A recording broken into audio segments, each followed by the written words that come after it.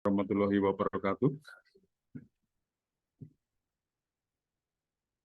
Sekali lagi, Assalamualaikum warahmatullahi wabarakatuh. Terima kasih. Para peserta webinar yang kami hormati, untuk hari ini Jumat tanggal 20 Oktober 2023, Dinas Perpustakaan dan Kearsipan seperti biasanya menyapa panjenengan sedoyo lewat kegiatan webinar Rumah Pelita, Rumah Pembangunan Literasi untuk Kita. Kali ini adalah episode yang ke-12. Ya, episode yang ke-12. Untuk itu, seperti biasanya, marilah kita panjatkan puji syukur kepada Allah Tuhan Yang Maha Kuasa, karena pada hari ini kita semuanya masih diparingi sehat lahir dan batin, bahkan sempat mengikuti kegiatan ini. Tak lupa, semoga kegiatan ini membawa berkah untuk kita semuanya. Kali ini Dinas Perpustakaan dan Kearsipan Kabupaten Jombang, tema webinarnya adalah Telaah Basit di seputar Hari Jadi Kabupaten Jombang. Mengangkat tema itu kenapa? Ini masih hangat-hangatnya kita merayakan Hari Jadi Kabupaten Jombang yang ke-113. Apa yang menarik dari ini? Apa yang membuat teman-teman dari jurusan sejarah penting untuk bertemu hari ini dalam webinar? Nanti akan dibahas dengan Mas narasumber Muhammad Faisal, seorang penelusur sejarah yang ada di Kabupaten Jombang. Mengapa telahnya memilih Hari Jadi Pemkab, bukan menelaah Hari Kabupaten Jombang? Itu nanti akan sedikit dikupas Mas Faisal. Sebelum acara dimulai, marilah kita bersama-sama seperti biasanya menyanyikan lagu Indonesia Raya dan dilanjutkan dengan Mars Perpustakaan. Untuk itu, kepada semua peserta dimohon berdiri.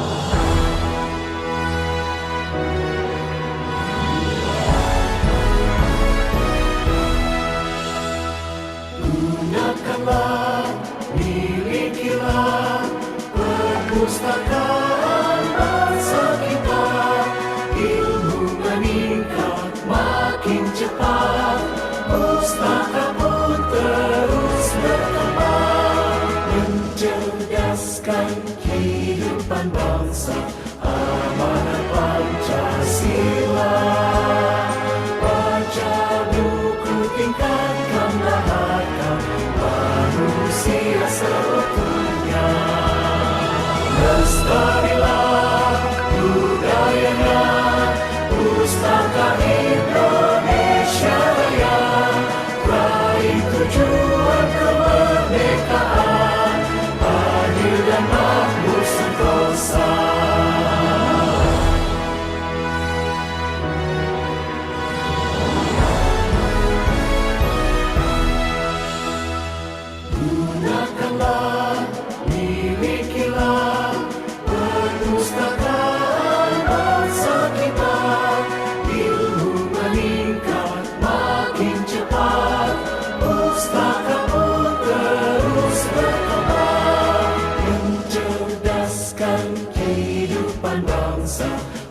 amanat Pancasila.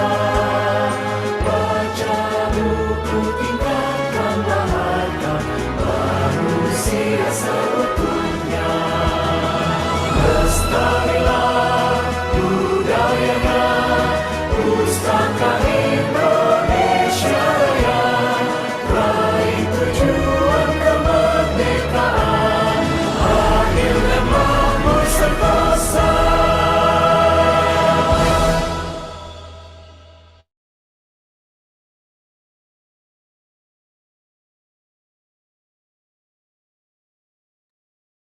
Terima kasih, peserta dimohon duduk kembali. Selanjutnya, agar acara ini bisa memberikan manfaat yang banyak, marilah kita mulai dengan berdoa menurut agama dan kepercayaannya masing-masing. Berdoa mulai.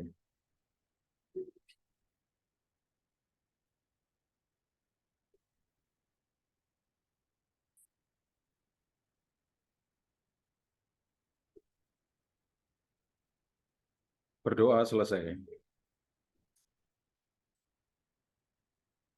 Kami ingatkan nanti untuk peserta yang kelihatan sebenarnya banyak ini mengisi link materi ya, mengisi link materi dan juga mengisi link materi sertifikat dan lain sebagainya yang sudah ditampilkan di chat, karena kami ada pembatasan jam sampai jam 10 ya Mas Yanto ya, sampai jam 10, sehingga nanti teman-teman peserta biar nggak kehilangan kesempatan untuk mendapatkan sertifikat elektronik sebatas ini. Terima kasih. Selanjutnya, marilah kita mulai kegiatan ini dengan pertama-tama kita mendengarkan sambutan Bapak Kepala Dinas Perpustakaan dan Kearsipan Kabupaten Jombang. Karena beliau ada kesibukan sehingga berhalangan hadir, diwakili oleh Bapak Kepala Bidang Perpustakaan dan Kearsipan, Kepala Bidang Perpustakaan, Bapak Haris Bagio, SH, MSI. Waktu dan tempat dipersilakan.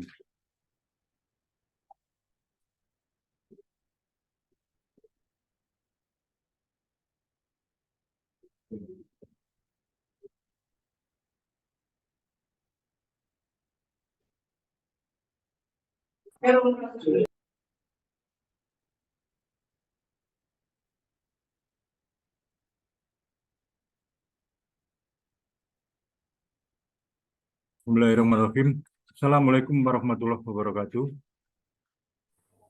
Selamat pagi. Yang kami hormati Bapak Kepala Dinas Perpustakaan dan Kearsipan Kabupaten Jombang.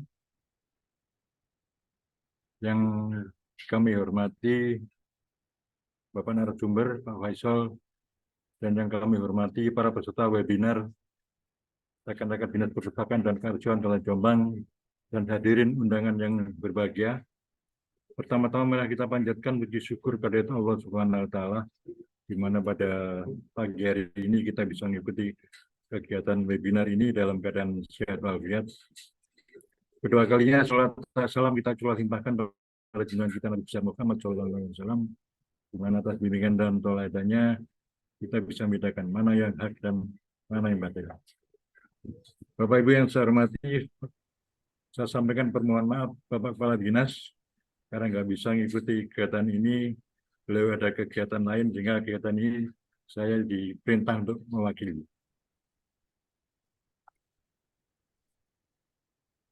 Webinar kali ini mengambil tema telah Blessed di seputar hari jadi PMK Jombang, yang nanti akan disampaikan oleh Bapak narasumber Pak Faisal.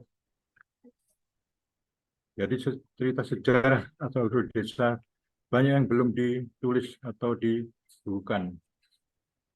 Hal ini menggugah para penulis untuk membukukan cerita sejarah asal-usul desa kota di wilayah Kabupaten Jombang.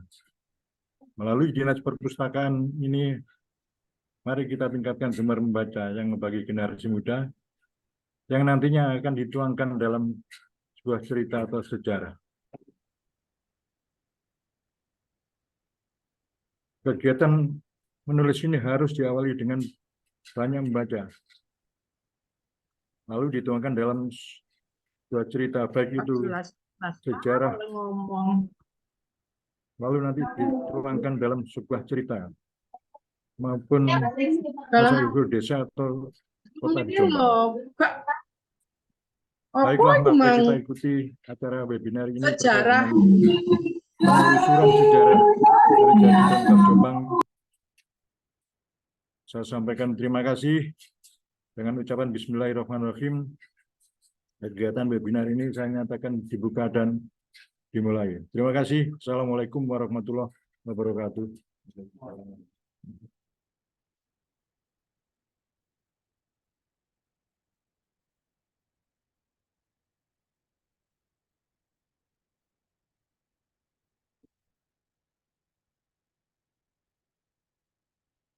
Terima kasih Bapak Kepala Bidang Perpustakaan, Dinas Perpustakaan dan Kearsipan Kabupaten Jombang, yang dalam hal ini telah memberikan sambutan pembukaan mewakili Bapak Kepala Dinas, dan beliau menekankan bahwa monggo teman-teman peserta yang mempunyai bakat menulis, terutama menulis cerita rakyat, menuangkan tulisannya, menyalurkan hobinya menulis cerita rakyat, dan nanti pihak perpustakaan bisa memfasilitasi dengan mendokumentasikannya di dalam dokumen buku-buku perpustakaan. Karena apa? Sebagaimana tadi dijelaskan oleh Bapak Kepala Bidang bahwa cerita rakyat Kabupaten Jombang yang sudah diungkap dalam bentuk tulisan masih sangat sedikit. Demikian juga termasuk dengan hari jadi pemerintah Kabupaten Jombang yang tepatnya pada tanggal 21 Oktober tersebut. Bapak Ibu peserta webinar yang kami hormati, waktu yang ditunggu-tunggu akan segera kami berikan kepada narasumber. Kami berpesan agar panjenengan sedoyo, jangan takut-takut, jangan malu-malu. Kebetulan kita menemukan manusia langka, narasumber Bapak Faisal. Ya, Bapak Faisal, beliau penghobi menelusuri sejarah. Ya, mudah-mudahan nanti ke depan kita gunakan narasumber lagi tentang cagar budaya dan lain sebagainya. Untuk itu, monggo Bapak narasumber, Mas Faisal, waktu dan tempat kami persilakan. Terima kasih. Bisa didengar Pak? Assalamualaikum warahmatullahi wabarakatuh. Bismillah, alhamdulillah, Allahumma sayyidina Muhammad wa ala sayyidina Muhammad, amma ba'du. Pertama-tama saya ucapkan terima kasih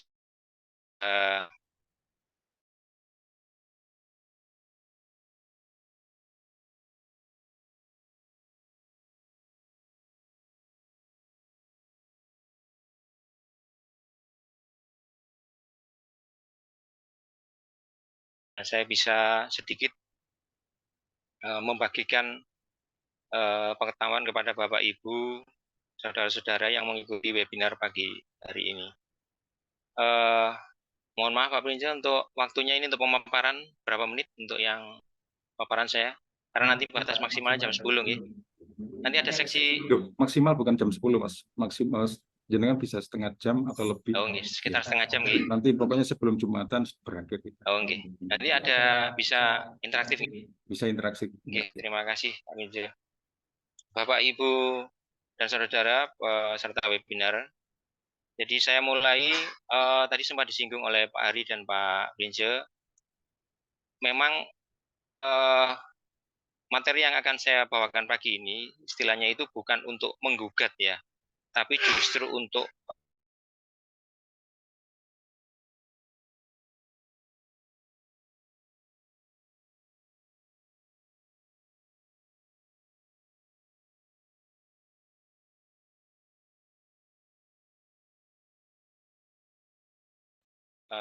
Pemkab Jombang. Jadi pemerintah Kabupaten Jombang. Mohon dibedakan ya antara hari jadi Kabupaten Jombang. Jadi Jombang sebagai kabupaten atau Pemkab. Oke, mohon maaf, ini harus bergeser.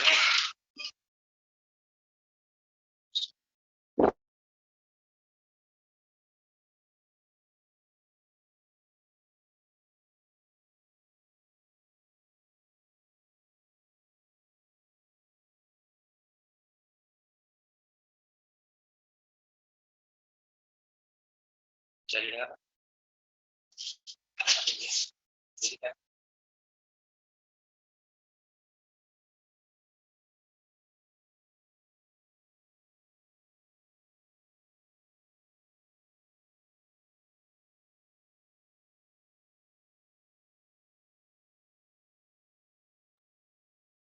Ampun, bisa dengar?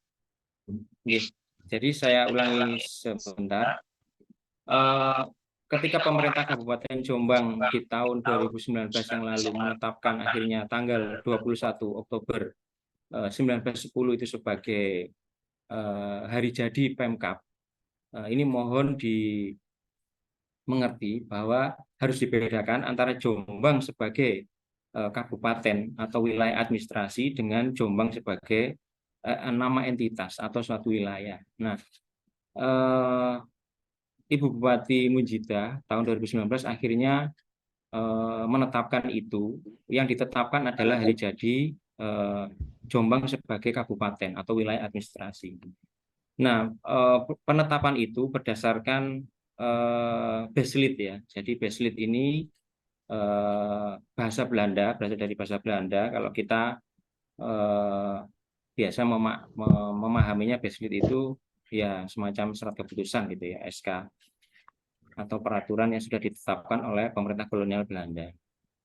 Karena untuk penetapan atau pencarian Jombang sebagai yang bukan Pemkab ya, bukan sebagai wilayah administratif atau Jombang sebagai entitas atau nama wilayah itu belum berhasil ketika itu. Kalau kita mundur sejenak ke tahun 2019, itu di tahun-tahun sebelumnya, mulai tahun 2010, jadi di masa beberapa bupati sebelumnya itu sudah dicoba dicari, bahkan melibatkan dari pihak arkeolog juga. Yang dicari tentu saja kalau Jombang sebagai entitas atau nama suatu wilayah, akhirnya yang dicari waktu itu adalah berdasarkan dokumen, tentu saja karena masanya adalah prakolonial, maka berdasarkan temuan-temuan prasasti. Nah, ketika itu akhirnya mengerucut di dua temuan ya, kalau nggak salah itu prasasti yang di masa Pusendok yang menetapkan bahwa waktu itu yang diambil adalah ketika Pusendok memindahkan wilayah pemerintahannya di suatu wilayah yang disebut sebagai Tammelang, yang itu diduga adalah Tembelang kalau sekarang. Dan kemudian temuan kedua adalah prasasti yang di masa Airlangga. Jadi antara kalau Pusendok itu tahun 900 berapa gitu sebelum tahun 1000, kemudian masa Airlangga itu di awal tahun 1000 Masehi itu ketika wilayahnya di Watugaluh yang sekarang masuk juga wilayah Jombang. Nah, dua temuan ini adalah dalam usaha mencari Jombang sebagai nama entitas atau suatu wilayah yang tentunya masih bisa ditentukan temuan-temuan nanti ada pembuktian, mungkin ada temuan yang lain. Nah, ternyata kedua temuan ini belum bisa disepakati sampai akhirnya tahun 2019 Ibu Bupati menetapkan yang ditetapkan akhirnya hari jadi Jombang sebagai wilayah kabupaten atau wilayah administratif yang tentunya itu sudah di masa kolonial Belanda. Nah, saya ingin sejenak ada kalau kita hari-hari ini kita googling di internet itu mencari sejarah Jombang atau asal-usul Jombang, maka pasti akan kita merujuk ke websitenya yang dari Kemendikbud itu adalah ada tulisan Jombang itu sebagai wilayah administratif kolonial itu sudah ada dari Beslit tahun 1811. Nah, tapi sayangnya ini merujuk pada keterangan dari atau data dari BPJP Jatim ini sampai sekarang saya dan teman-teman penelusur sejarah ini belum menemukan Beslit tersebut. Jadi ini istilahnya baru klaim sepihak yang sampai hari ini pun kami usahakan untuk mencari benarkah nama Jombang sebagai wilayah administratif itu sudah tercatat sejak pada Beslit tahun 1811 itu. Mudah-mudahan nanti ke depan bisa kita temukan Beslitnya itu sehingga bisa melengkapi temuan-temuan Beslit yang lain.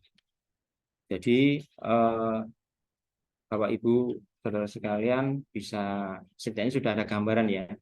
Jadi yang penetapan hari jadi Kabupaten Jombang atau Pemkab Jombang yang 21 Oktober 1910 itu adalah Jombang sebagai wilayah administratif di masa era kolonial Belanda. Baseline ini akhirnya diambil sebagai dasar itu memang bukan ujuk-ujuk di tahun 1910 itu, tapi ada beberapa baseline lain nanti yang akan saya kemukakan. Jadi ada beberapa baseline lain yang mendahului. Jadi ketika di tahun 1811 itu Jombang sebagai wilayah Afdeling Jombang itu masuk di bawah asisten residen Mojokerto. Jadi saya singkat asisten residen itu AR ya. Kalau saya bilang AR itu berarti asisten residen. Wilayah Jombang, Mojokerto dan Gresik, Surabaya, Sidoarjo itu masuk di Karesidenan Surabaya. Nah, Karesidenan Surabaya itu dipimpin oleh seorang residen yang dijabat oleh pejabat dari Belanda ya. Jadi dia untuk jabatan residen dan asisten residen itu tidak boleh dijabat oleh orang pribumi atau bumi putra. Jadi selalu dijabat oleh orang Belanda. Nah, Jombang, wilayah Afdeling Jombang itu di bawah masih ikut AR Mojokerto atau asisten residen Mojokerto di bawah residen Surabaya atau Karesidenan Surabaya. Nah, mulai kapan nama Jombang itu ada? Nah, ini. Jadi kalau tadi yang berdasarkan prasasti Tamlang dan di Watugalo tadi, itu kan bukan nama Jombang, tapi nama wilayah, yaitu yang diduga sekarang Tembelang dan Desa Watugalo, yang memang sekarang secara administratif masuk di Kabupaten Jombang. Tapi kan bukan nama Jombangnya. Nah, Jombang sebagai yang tercatat di dokumen itu baru saya temukan di belum misalnya belum terlalu lama. Jadi di penerbitan koran edisi tanggal 25 Mei 1833. Di koran Middlesbrough koran ini, koran berbahasa Belanda yang terbit di sini, itu untuk pertama kalinya menyebut nama Jombang. Nama Jombang ini disebut di sini sebagai Desa Jombang bersama Desa Jombang ini di bawah distrik Mojorejo. Jadi justru nama Mojorejo itu kami duga lebih tua daripada Jombang. Cuma sayangnya sekarang justru nama Mojorejo ini hilang.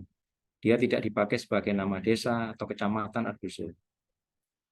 Di koran tahun 1833 ini nama Jombang ditulis bersama dengan distrik Wirosobo. Distrik Wirosobo ini yang sekarang menjadi Mojoagung. Nama Wirosobo sama nasibnya dengan nama Mojorejo. Kedua-duanya hilang sekarang. Tidak dipakai sebagai nama apapun. Baik sebagai nama desa, dusun, atau kecamatan. Bahkan di Mojoagung namanya berganti menjadi Mojoagung, sedangkan di Jombang kota ini nama Mojorejo hilang. Selanjutnya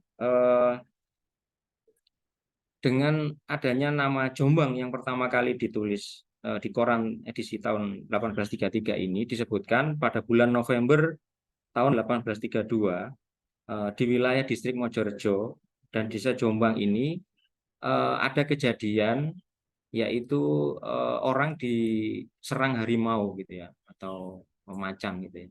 Jadi saat itu memang mungkin beberapa wilayah di sekitar Jombang kota ini kan masih berupa hutan. Tapi bukan ini ya. Kalau selama ini ada kisah bahwa pembabat alas Jombang, misalnya jangan dibayangkan Jombang ini masih alas Bung Liwang-Liwung ya. Jadi di tahun itu 1830-an Jombang itu sudah bahkan sebelum itu sudah kita duga sudah ada wilayah administratifnya. Jadi di berita koran itu inilah untuk pertama kalinya dokumen tertua yang menyebut nama Jombang. Tapi untuk nama Wirosobo yang sekarang menjadi Mojoagung dan Kabu yang sekarang menjadi Kabu itu sudah kita temukan sebelumnya di peta mineral Belanda tahun 1812. Jadi setahun setelah dokumen yang dari BPJB Jatim tadi menyebutkan wilayah Jombang sebagai bagian dari Kabupaten Mojokerto ya atau asisten residen Mojokerto. Nah, kami duga wilayah Jombang ini yang sekarang ada di kota Jombang ini itu baru muncul pasca Perang Diponegoro berakhir, jadi sekitar 1830-an. Ini jika merunut bahwa nama Jombang kemudian baru ada ditulis di koran tahun 1832, kemudian diikuti dengan pendirian pabrik gula Jombang yang sekarang menjadi PG Jombang Baru itu pembangunannya dimulai tahun 1834. Selama 2 tahun pembangunannya, kemudian pabrik gula Jombang ini atau Swiker Fabrik ya SF Jombang resmi beroperasi tahun 1836. Jadi urutannya 1811 diklaim Jombang itu sudah masuk wilayah HR Mojokerto atau Regenskap Mojokerto, tapi untuk basicnya belum kami temukan. Yang sudah kami temukan dokumen tertua adalah koran tahun 1833. Nah, saat itu dokumen berikutnya yang kami temukan adalah pembagian distrik di Afdeling Mojokerto tahun 1841 itu ada 4, masing-masing 2 di wilayah Afdeling Mojokerto dan 2 distrik di wilayah Afdeling Jombang. Untuk distrik di Mojokerto, 2 distrik itu adalah distrik Mojokerto dan distrik Mojosari. Sedangkan yang di Afdeling Jombang ada distrik Mojoagung dan Mojorejo. Jadi yang Mojoagung tadi di tahun 1841 ini sudah disebutkan berdiri distrik Mojoagung, dan di Mojorejo yang nanti akhirnya menjadi Jombang Kota. Kemudian temuan kami selanjutnya yaitu pemberitaan koran di tahun 1847. Ini dari The Journal of the Indian Archipelago and Eastern Asia 1847. Ini semacam jurnal ya, maaf bukan koran tapi jurnal. Ini menuliskan tentang kejadian gempa bumi di distrik Mojorejo. Jadi kalau Bapak Ibu saudara-saudara kemarin sempat beberapa tahun yang lalu ya, atau tahun lalu mungkin sempat merasakan ada gempa di Jombang walaupun gempa ringan.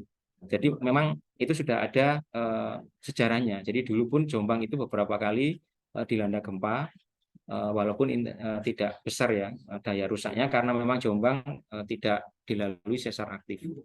Yang sempat terekam ini di jurnal ini, gempa yang terjadi tahun 1847 ini pada tanggal 21 Maret sampai dengan 3 April ini terjadi gempa ini didahului dengan hujan angin ribut ya, yang diikuti hujan deras dan gempa ringan yang mengakibatkan beberapa kerusakan ringan di distrik Mojorejo atau Jombang Kota ini. Selanjutnya dokumen yang kami temukan ada surat kabar bahasa Melayu. Jadi ini masih ejaan lama ya. Surat kabar bahasa Melayu ini terbit tanggal 15 Maret 1856. Ini memberitakan tentang kejadian banjir besar di Mojagung, di wilayah Mojagung, dan berita kematian kakek dari Bupati pertama Jombang Kanjeng Sepuh. Jadi beliau saat itu sebagai Bupati Sedayu sebelum nanti akhirnya diangkat menjadi Bupati pertama di Kabupaten Jombang yang berhubungan dengan Beslit tanggal 21 Oktober 1910. Surat kabar ini cukup menarik ya, karena di saat yang lain surat kabar atau koran ini berbahasa Belanda. Nah, surat kabar yang ini yang kami temukan ini berbahasa Melayu. Jadi tentang berita itu cukup menarik. Di bagian pojok kanan bawah di paragraf terakhir itu, di situ menjelaskan tentang berita wafatnya kakek dari Kanjeng Sepuh, Bupati pertama Jombang, dan berita banjir besar di Mojagung. Selanjutnya, Beslit yang kami temukan tanggal 27 Februari 1879, nomor 107 dan 108 tentang pembentukan distrik Mojodadi. Nah, tadi sebelum 1879, berarti wilayah Afdeling Jombang ini terdiri dari 2 distrik, yaitu Mojagung atau Wonosobo dan Mojorejo atau Jombang Kota. Nah, mulai tahun 1879 ini pemerintah kolonial Belanda membentuk distrik ketiga, yaitu distrik di utara Brantas yang dinamakan dengan distrik Mojodadi. Kalau kemudian nanti ini diadopsi di era ketika Indonesia sudah merdeka ya, di era Orde Lama dan Orde Baru nanti ada struktur namanya Kawedanan atau kemudian menjadi pembantu bupati. Nah, wilayah Utara Brantas itu menjadi Kawedanan Ploso atau pembantu bupati Ploso itu adalah sebagai mengadopsi dari distrik Mojodadi. Jadi dulu wilayahnya Ploso, Kabuh, dan Kudu, kemudian bertambah menjadi Ngusian. Jadi sekarang ada 5 dan bersama Pelandakan.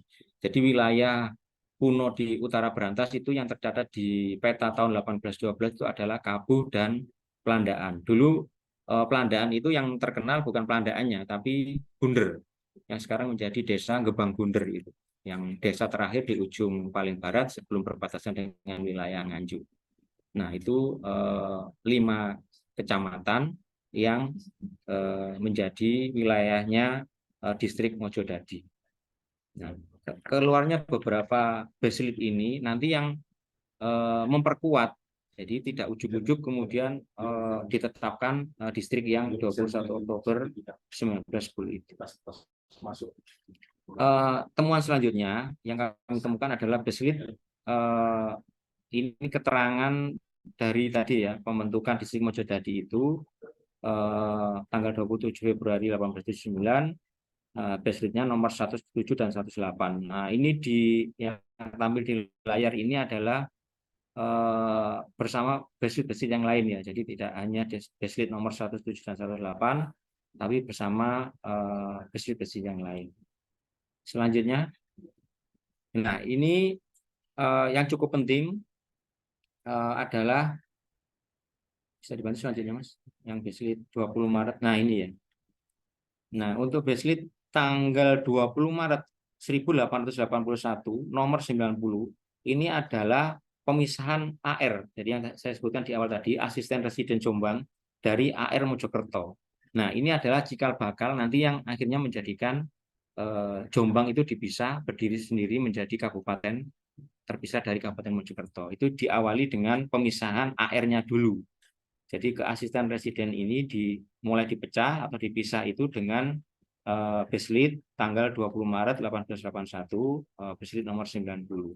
Jadi di sini disebutkan secara resmi Afdeling Jombang itu sudah mempunyai AR sendiri. Nah, AR ini dijabat oleh seorang Belanda ya. Jadi jabatan presiden dan AR ini dijabat oleh orang Belanda. Kami temukan kantor. Jadi setelah baselit tadi dikeluarkan, itu langsung diikuti dengan pengumuman lelang. Selanjutnya, Mas. Nah, ini yang tampil di layar ini adalah dokumen di koran, yaitu lelang bangunan, pembangunan ya. Kalau semacam sekarang itu yang dilakukan oleh Dinas Pekerjaan Umumnya Belanda, itu adalah pembangunan rumah dinas atau rumah jabatan pejabat AR Jombang. Jadi kami temukan ini di koran Surabaya Handelsblad ini edisi 1 Agustus 1881. Berarti tadi kan Maret ya, bulan Maret, 20 Maret itu dibentuk baselitnya AR Jombang. 5 bulan kemudian diumumkan pembukaan lelang pembangunan gedung rumah dinas AR. Nah, dari periode AR itu pejabat AR itu datang di Jombang, dia karena belum mempunyai rumah dinas, itu menempati rumah dinas yang sebelumnya dipakai oleh pejabat distrik atau dulu menyebutnya itu Kanjeng Wedono distrik ya. Rumahnya, bekas rumahnya sudah tidak bisa kita temui, tapi bekas lahannya masih ada, yaitu di Jalan Ahmad Yani sekarang. Posisi tepatnya, Bapak Ibu kalau tahu, Rumah Makan Damai, sebelah baratnya Rumah Makan Damai, Jalan Ayani itu, atau depannya Cahaya Spot, Gang Suling. Nah, utaranya pas dulu itu, disitulah lokasi rumah AR pertama atau rumah distrik sebelumnya, sebelum dibangunkan rumah AR yang baru atau yang asli memang untuk peruntukannya rumah AR. Nah, rumah AR yang pertama Jombang itu di Jalan Ayani itu dulu setelah di era kemerdekaan sempat dipakai untuk markas pejuang, kemudian setelah pengakuan kedaulatan akhir 1949 di masa Orde Lama dipakai sebagai markas polisi Jombang, kemudian menjadi markas atau Satlantas ya, Satuan Lalu Lintas Jombang. Mungkin Bapak Ibu yang di usia kelahiran di atas 1970 masih menangi. Saya dulu juga sempat masih ingat mencari SIM ya, SIM C. Pertama saya itu di kantor Satlantas yang bekas rumah AR di Jalan Ayani itu sebelum pindah Satlantas ke yang sekarang tahun 95. Nah, kembali ke yang di layar, dokumen ini adalah setelah diumumkan lelang ini, kemudian rumah AR yang baru memang untuk rumah jabatan atau rumdin pejabat AR asisten residen ini dibangunkan di utara Pendopo atau utara alun-alun yang sekarang menjadi SMA Negeri 1 Jombang. Nah, itu ada kayaknya di belakang ada fotonya Mas ya? Oh, enggak ada ya. Mungkin hanya sebenarnya ada fotonya ini. Oh, di belakang hanya pelantikan ini. Ya, mohon maaf. Nanti kalau ada Bapak Ibu atau saudara yang ingin mengetahui bisa japri ke nomor saya, nanti saya kirimi atau jenengan googling kayaknya ada di websitenya Radar Jombang pernah diulas. Jadi lahan yang sekarang menjadi SMA Negeri 1 Jombang itu adalah rumah asisten residen Jombang. Rumdin pertama yang dibangun berdasarkan lelang pembangunan yang ada di dokumennya ada di layar ini. Pembangunan rumah AR Jombang ini bersamaan dengan pembangunan lembaga pemasyarakatan, lapas atau penjara, dan kantor AR. Jadi ada rumah dinas AR, ada kantor AR. Rumah dinasnya itu yang sekarang menjadi lahannya SMA Negeri 1 Jombang. Kalau kantor AR-nya itu agak geser ke timur sedikit, yang sekarang menjadi SMK Negeri 2 Jombang. Itu nanti nyambung ke timur kantornya jaksa. Sejak dulu yang kantor jaksa sekarang Kejari Jombang itu memang kantor jaksa di zaman Belanda, di era kolonial. Untuk selanjutnya, Mas. Nah, setelah diikuti dokumen baselit tadi, kemudian baselit selanjutnya adalah baselit nomor 172 tertanggal 20 September 1887 adalah pembagian batas wilayah ibu kota. Untuk ini ada beberapa, ini tidak hanya Jombang ya, jadi ada beberapa Regenskap atau waktu itu masih Afdeling sebelum nanti menjadi Regenskap atau kabupaten. Untuk batas wilayah ibu kotanya ditentukan. Jadi ibu kota Jombang kota, istilahnya Jombang kotanya, itu ditentukan berdasarkan batas wilayah dari Statgas ini atau baselit tanggal 20 September 1887.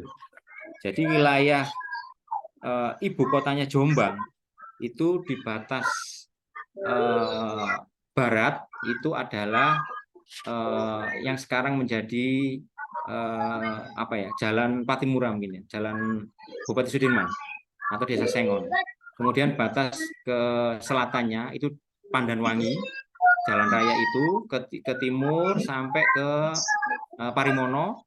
Kemudian batas timurnya adalah Kewijenan, kemudian batas utaranya sampai di Sidobayan yang sekarang masuk Desa Candimulyo, dan wilayah baratnya ada di Denanyar.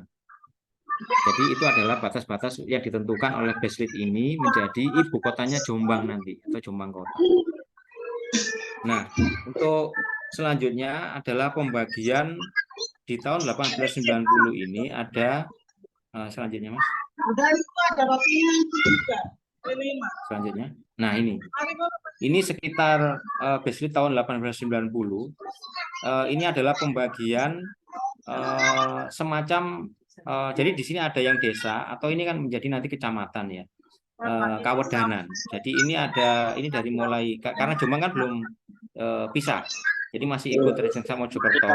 Itu ada distrik Mojokerto, Mojo Asri, Mojo Dadi, ini yang di utara Brantas Jombang, Mojo Sari Lor, Mojo Sari Kidul, Mojabung, Jabung, dan Mojorejo. Jadi ada 1, 2, 3, 4, 5, 6, 7, 8. Dari 7 distrik menjadi 8 distrik karena ada penambahan dari Mojo Dadi tadi. Nah, untuk Mojodadi ini yang saya singgung di awal tadi, ada wilayahnya itu Ploso, yang sekarang menjadi Kecamatan Ploso, kemudian Bunder. Jadi dulu itu Pelandaan itu malah yang dicatat adalah Bunder, atau sekarang menjadi turun ya. Statusnya sekarang hanya menjadi Desa Gebang Bunder, kecamatannya Pelandaan. Kemudian Kabuh yang sekarang tetap menjadi kecamatan. Kemudian Pagendingan. Di sini tertulis Panggendingan, tapi sebenarnya itu Pagendingan. Jadi Pagendingan itu sekarang masih ada. Kalau nggak salah dia menjadi dusun. Desanya ikut Tapen. Bayangkan, dia dulu itu statusnya Kawedana. Apa? Turunnya tuh nggak main-main ya, nggak hanya langsung desa, dia dusun sekarang. Desanya ikut Tapen, dusun Pagendingan, Desa Tapen, Kecamatan Kudu. Nah, yang berikutnya Kebuan, yang sekarang menjadi Kecamatan Musian, tapi Kebuan masih mending ya menjadi desa. Nah, itu adalah wilayah 5 wilayah Kawedanan atau sekarang menjadi kecamatan di wilayah Utara Brantas yang di distrik Mojodadi. Kemudian distrik Mojagung, wilayahnya itu adalah Mojagung, Jogoloyo yang sekarang tetap ya Desa Jogoloyo, menjadi Jogoloyo ikut Kecamatan Sumobito kayaknya. Nah, nanti kalau saya salah mau dikoreksi Bapak Ibu. Kemudian Trowulan, nah ini yang menarik. Trowulan dulu itu sempat ikut Jombang atau distrik Mojagung. Kemudian ditukar guling, Mojagung itu Trowulan dikeluarkan dari distrik Mojagung, dikembalikan ke Mojokerto, tukar dengan Bareng atau Wonosalam gitu. Jadi ada wilayah yang berhimpitan di sana itu masuk Jabung. Mungkin sebentar di Jabung ini kayaknya ada. Nah ini betul di berikutnya. Jadi Wonosalam itu ikut distrik Jabung, ini akhirnya dikembalikan, ditukar guling dengan Trowulan. Kemudian Wuluh ini sekarang ikut Kesamben, Desa Wuluh. Kemudian Peterongan masih jadi kecamatan, dan Mojowarno. Ini adalah distrik Mojagung. Di halaman berikutnya, distrik Mojorejo atau Jombang Kota. Paling bawah bisa dilihat ada Jombang yang sekarang, nah ini, jadi distriknya Mojorejo, tapi bukan Jombangnya yang dipakai sebagai nama distrik, tapi justru Mojorejonya. Jadi malah sayangnya nama Mojorejo ini hilang. Terdiri dari Jombang, Pandanwangi yang sekarang jadi desa ya, ikut juga. Kemudian Kedung Pinggiran. Nah ini Kedung Pinggiran ini ternyata sempat waktu kami cari bersama teman-teman penelusur sejarah itu, ada yang bilang ini adalah wilayah sekitar Bandar. Ternyata bukan. Jadi Kedung Pinggiran ini adalah kayaknya ini namanya juga sudah hilang. Jadi Kedung Pinggiran ini yang sekarang menjadi Kedung dan Rejoso Pinggir. Jadi Kecamatan Tembelang. Iya. Jadi utara, wilayah utara. Nanti Bapak Ibu barangkali punya data bisa membantu kirim ke saya datanya, karena ini adalah temuan kami sampai saat ini. Tentunya temuan itu akan berkembang dengan ditemukannya dokumen baru yang akan mengoreksi temuan lama. Yang selanjutnya adalah Gudo di selatan, Ngoro agak ke timur, dan Perak. Nah, ini Perak nanti akhirnya pecah menjadi Perak dan Bandar Kedung Mulyo. Untuk selanjutnya, nah ini yang ditunggu-tunggu, yaitu sebagai dasar untuk penetapan hari jadi Jombang 21 Oktober 1910 itu adalah dari Beslit nomor 553. Nah, ini adalah pemisahan Regenskap Jombang dari Regenskap Mojokerto. Jadi di sini bahasa resminya itu kalau bahasa Belandanya adalah Splitsing Vat Het Regenskap Mojokerto in the Regenschappen Mojokerto and Jombang. Jadi memang bahasanya splitsing ya, pemisahan dari satu kabupaten itu dijadikan dua. Untuk Kabupaten Mojokerto telah berdiri sendiri, Kabupaten Jombang sebagai kabupaten baru, dan dengan ditutupnya Kabupaten Sedayu. Nah ini nasibnya juga tragis, Kabupaten Sedayu ini akhirnya ditutup, bupatinya diboyong ke Jombang untuk memimpin kabupaten baru yang bernama Kabupaten Jombang. Nah ini yang menarik juga, Jombang ini berbeda dengan wilayah-wilayah kabupaten lain, misalnya Kabupaten Surabaya, kemudian Mojokerto, Sidoarjo.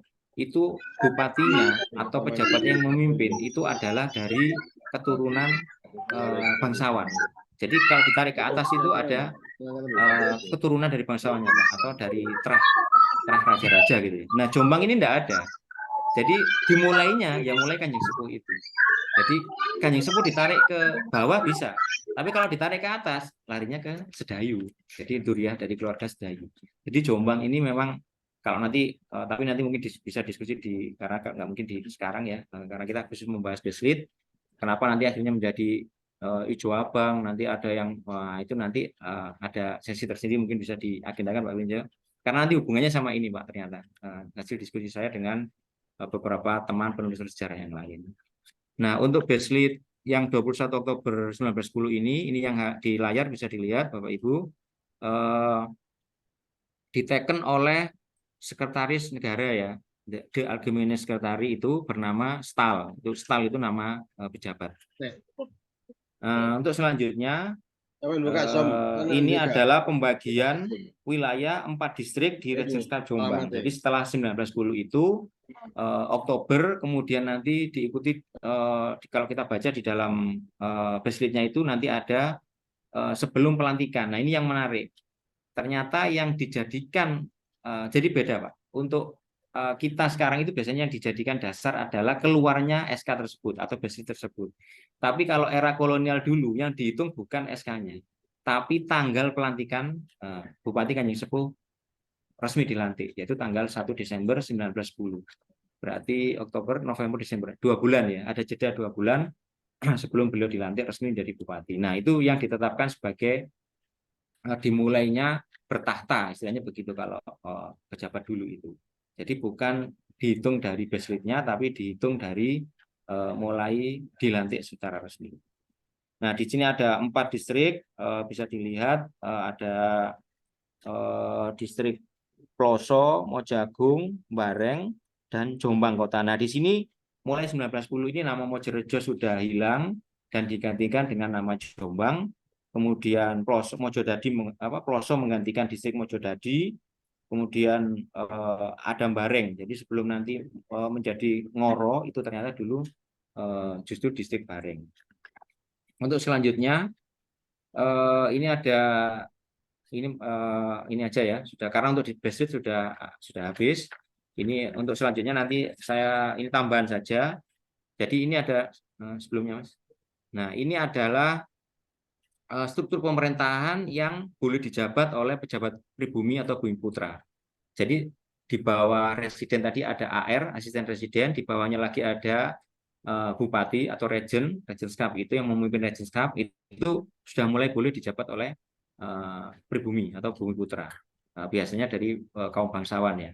Jadi nanti ada jabatan di sini ada adipati atau regen, kemudian tumenggung atau regen kelas 2. Kemudian patih. Nah, patih itu adalah jabatan wabub kalau sekarang. Jadi atau wakil. Tapi ada yang bilang teman bukan wabub Mas, itu semacam sekda. Jadi nanti mungkin Bapak Ibu kalau punya masukan monggo. Jadi ada kalau menurut saya patih itu adalah jabatan wakil bupati. Karena patih itu tidak hanya wakil bupati, maksudnya patihnya regen, tapi juga ada patihnya AR. Jadi AR itu punya patih, punya wakil. Kemudian regen atau bupati, Kanjeng Adipati itu punya, karena dulu belum ada jabatan wakil bupati.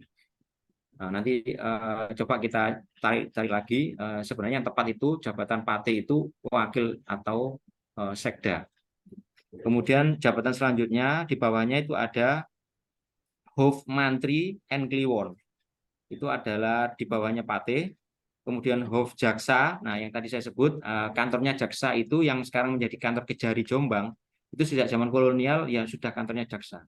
Nah untuk pengadilan rakyatnya, Lanrat, jadi Jaksa kan untuk kantor penuntutan ya, yang menuntut. Nah tempat mengadilinya di kantor yang AR tadi, yang sekarang lahannya menjadi SMK 2 Jombang. Nah itu tempatnya Lanrat, pengadilan rakyat untuk Jombang, yang berdampingan dengan rumah AR.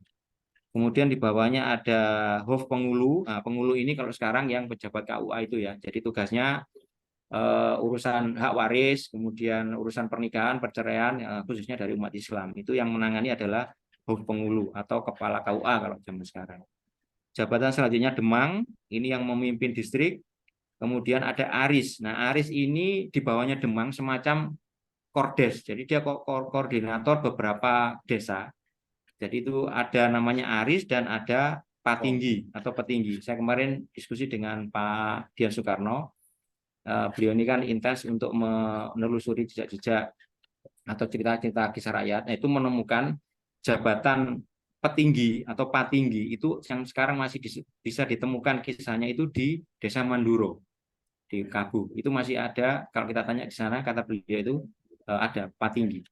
Sedangkan Aris itu saya dengar sendiri dari ibu saya, jadi kakeknya bapak saya itu namanya Mbah Lurah Aris atau Mbah Lurah Mbau.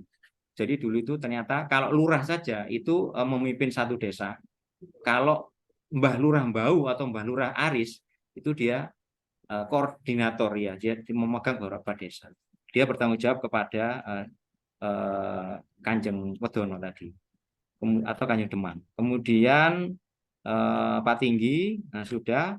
Nanti ada mantri. Nah ini mantri sampai sekarang sama ya. Makanya dulu ada nakes itu kan jabat mantri.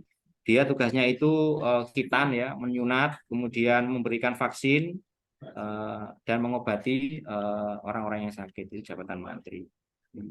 Nah, selanjutnya Mas. Nah tadi ini foto ini adalah foto pelantikan Bupati RA Suradiningrat atau Kanjeng Sepuh, Bupati pertama Jombang, tanggal 1 Desember 1910. Di buku itu ada salah cetak ya. Foto ini kami dapatkan di buku Sejarah Jombang, Sejarah Perjuangan Jombang, Era Revolusi, terbitan Pemkab Jombang tahun 1991. Nah, di situ sayangnya foto aslinya ini belum bisa kami temukan. Yang simpen sekarang siapa? Mudah-mudahan di bagian arsip ada, Pak Winja ya. Mudah-mudahan ada. Harusnya di sana. Karena dulu ini buku belum terlalu jauh kan, Pak. Karena ini terbitan 1991. Nah, di situ tertulis 1920 itu salah ketik. Jadi harusnya itu adalah 1910. Jadi setelah menerima Beslit 21 Oktober, kemudian jeda November untuk persiapan, kemudian diumumkan di koran. Nah, tepat tanggal 1 Desember 1910 Bupati Jombang dilantik. Pelantikannya di rumah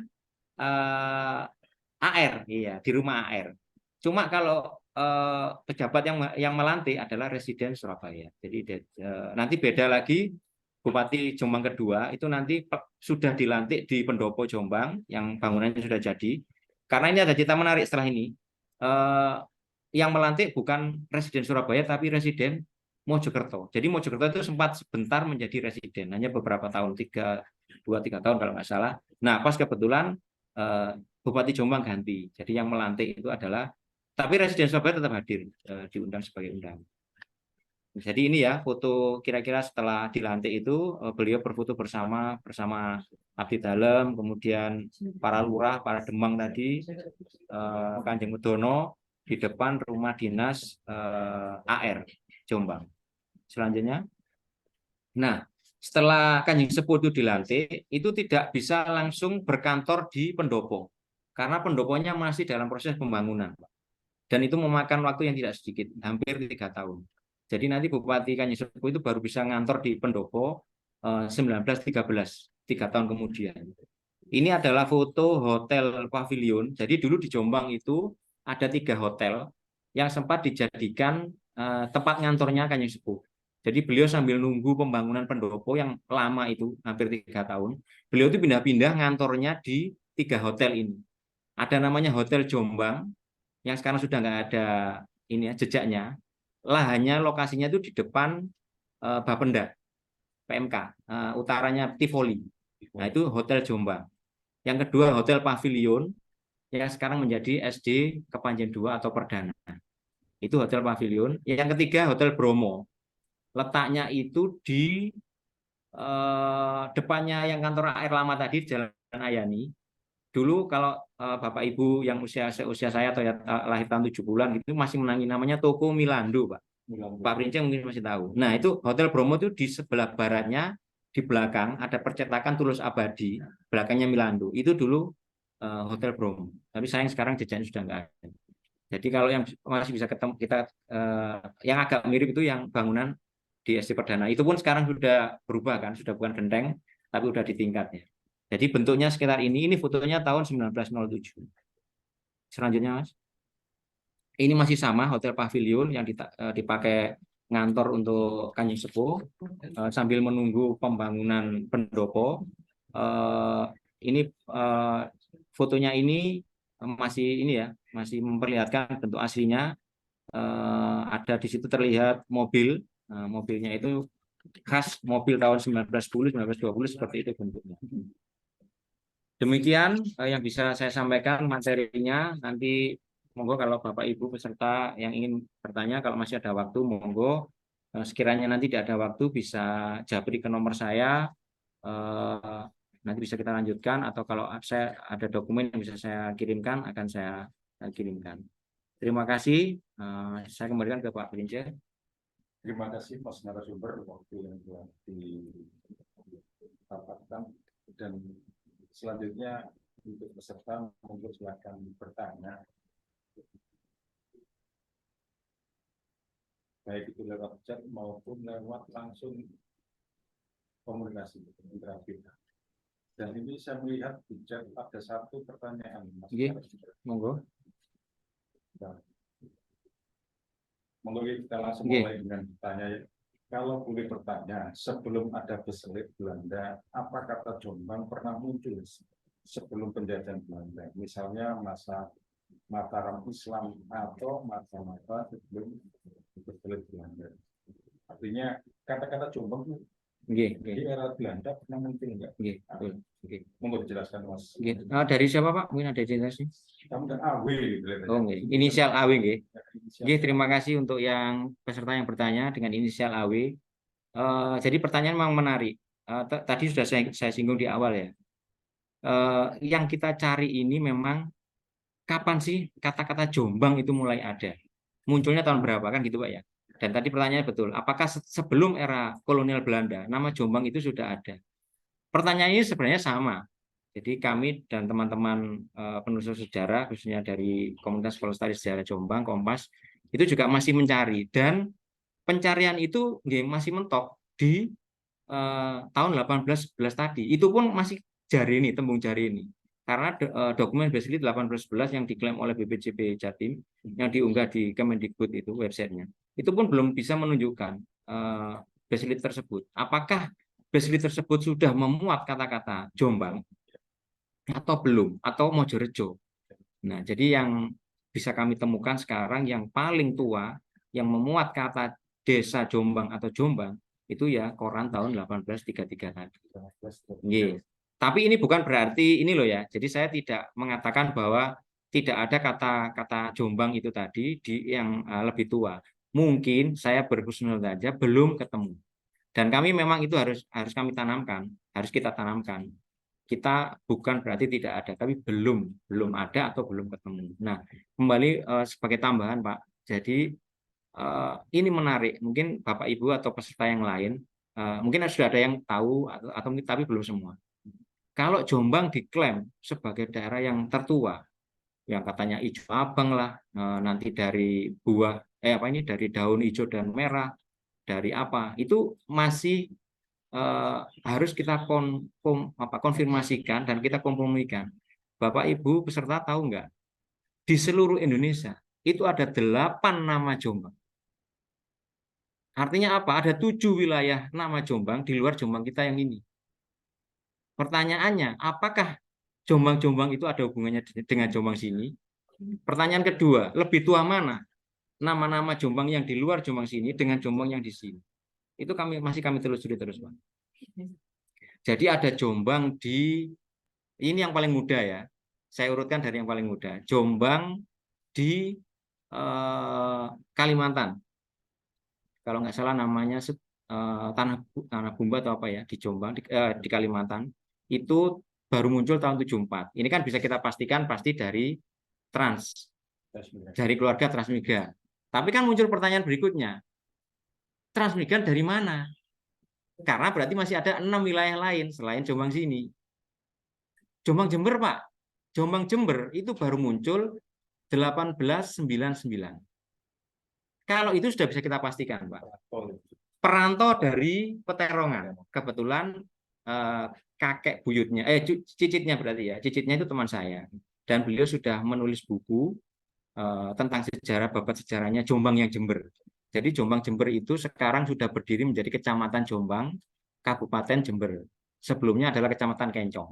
Nah, sekarang sudah berdiri sendiri, ada Desa Jombang, Kecamatan Jombang, Kabupaten Jember. Tapi ternyata sudah terbukti dia dari Jombang sini, berarti dia tidak lebih tua dari Jombang yang sini. Kemudian ada Jombang di Purworejo, ada Jombang di Yoso Wilangun Lumajang, ada Jombang di Cilegon, kemudian satunya lagi di Ciputat kalau nggak salah. Ya kan, Jakarta. Kalau bagi yang Bapak Ibu yang dari orang Sunda atau orang Jakarta pasti pernah dengar. Jombang di sana ada Jombang Kulon dan Jombang Wetan. Nah, jadi itu untuk yang bertanya tadi, ya mohon doanya juga mudah-mudahan kamu bisa menemukan dokumen Jombang yang lebih tua dari koran 1833 tadi. Kira-kira begitu Pak ya. Ada yang lain Pak? Monggo ada yang lain. Sambil menunggu peserta yang lain bisa lakukan lewat langsung phone chat ya. Mungkin Bisa chat lewat atau telepon atau WA. Mungkin Pak Prince ada pertanyaan bisa mewakili Pak? Atau Bu Atu? Kalau saya bercerita sedikit tentang pemerintah, saya juga pelaku kelihatannya. Iya. Bagaimana ketika saya 96 itu diangkat sebagai CPNS, bayaran saya cuma 8.000 Mas. CPNS pada saat itu. 96 Pak ya? 96. Kemudian tugas saya itu banyak sekali membuat amplop itu membuat pemerintah pada saat itu memang benar-benar terjiwa itu Mas. Membuat amplop 24 jam kita harus standby. Karena apa? Jiwa kita sudah jiwa di birokrasi. Jadi ketika birokrasi itu berhenti sampai jam kerja, pemerintah akan berhenti juga. Makanya ketika jam kita standby on call, kita banjir, kita harus tahu jiwa-jiwa pemerintah. Nanti nggak bisa terbatas hanya jam kerja. Itu yang menikmati saya menjadi memilih pegawai negeri saat itu, yang dari amplop dan lain sebagainya. Itu menikmati sekali. Dan sekarang kan eranya semua serba digital, jadi ada revolusi kalau. Nah ini ada yang tanya Pak, ngapunten. Nah itu tadi. Sambil menunggu yang tanya kita. Ada yang bertanya? Ini. Langsung saya bacakan, Nopo. Ini ada yang tanya dari inisial K, tanggal 20 Maret 1881, apakah tidak ini yang tidak dipakai sebagai lahirnya Jombang berdasarkan bangunan yang ada sekitar alun-alun? Sedangkan 21 Oktober hanya berupa beslit. Terima kasih pertanyaannya. Jadi memang untuk temuan beslit 20 Maret 1881 ini adalah pemisahan AR ya, asisten residen. Nah, memang kenapa diputuskan akhirnya yang dipakai adalah tanggal 21 Oktober 1910 karena itu adalah dimulainya pemerintah Kabupaten Jombang dan diangkatnya Bupati pertama Kabupaten Jombang. Sedangkan kalau memang dasarnya itu tua-tuaan ya, pasti lebih tua dokumen 1881 daripada 1910. Tapi tadi yang dicari Pemkab Jombang itu adalah pembentukan pertama kali Pemkab Jombang dan ditandai dengan diangkatnya pejabat yaitu setingkat bupati pertama yang kemudian dilantik tanggal 1 Desember 1910. Jadi bukan berdasarkan pejabat AR-nya ya.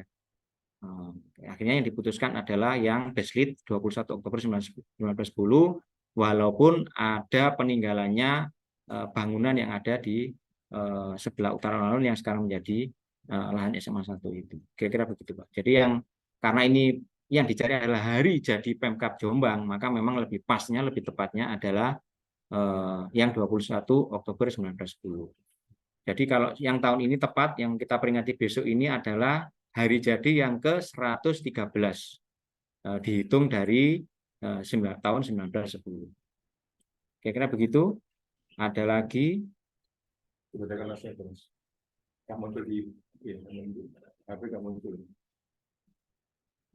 Enggak ada? Belum ada? Oke.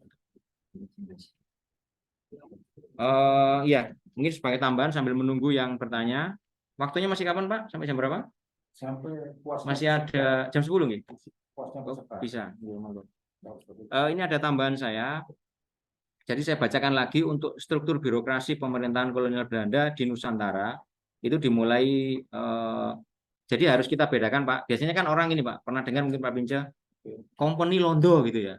Company, jadi company itu berasal dari apa? Ternyata kita sambil diskusi ya. Kita melihat bahwa saya sekali lagi bercerita kepada masa lalu saya. Kampung saya itu programnya rumah sakit Islam itu, rumah sakit Muhammadiyah Utara itu komunikasi saya. Setiap suri itu ada orang Belanda. Saya satu suri itu main masuk. ternyata dia pegawai BAT. BAT, Apakah iya. BAT itu apakah ada korelasi dengan pembentukan pemerintahan saat dulu? Oh, nggih, mboten, Pak. Jadi BAT itu kalau nggak salah singkatannya British apa, T-nya itu Tobacco. Nggih. Oh, British American ya. BAT itu British American Tobacco. Itu adalah perusahaan swasta yang dia mengelola tembakau itu sebagai bahan rokok dan lain-lain. Satu juga investasi itu dilakukan oleh pemerintah saat itu 19. Ya, dulu kan industri kan macam-macam, Pak. Jadi ada orang Belanda atau nggak hanya Belanda, orang Eropa kan. Itu ketika dibukanya pasca perang Diponegoro yang membangkrutkan kasnya Belanda itu, kemudian dibuka seluas-luasnya keran investasi, sehingga banyak orang Belanda dan orang Eropa itu yang datang ke, dan nanti akhirnya diikuti oleh komunitas Tionghoa. Investasi itu dengan kehadirannya 1910 cuma. Oh, jauh, Pak, jauh sebelumnya. Jauh sebelumnya itu sudah ada. Jadi mereka berinvestasi di bidang perkebunan, terutama kan pabrik gula ya.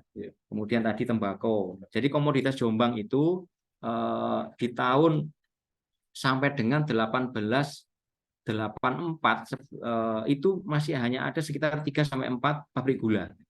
Dalam waktu beberapa tahun kemudian itu bertambah 10 pabrik gula menjadi total 13 pabrik gula, Pak. Jadi ada itu tidak menjadi pertimbangan saat itu tim pemikirannya ketika menetapkan 21. Nah, betul. Bisa jadi karena Jombang yang begitu pesat. Jadi nanti ada industri tebu.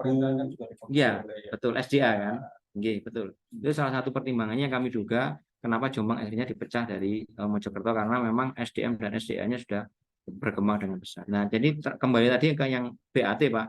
Itu nanti sebenarnya cikal bakalnya kan sudah sejak investor-investor yang datang tadi. Mereka berinvestasi di bidang perkebunan, pertanian, itu tadi. Nah, tembakau kan salah satunya sejak dulu adalah komoditas unggulan di Utara Berantas dari Kabu dan Ploso itu ya. Itu memang komoditas unggulannya saat itu.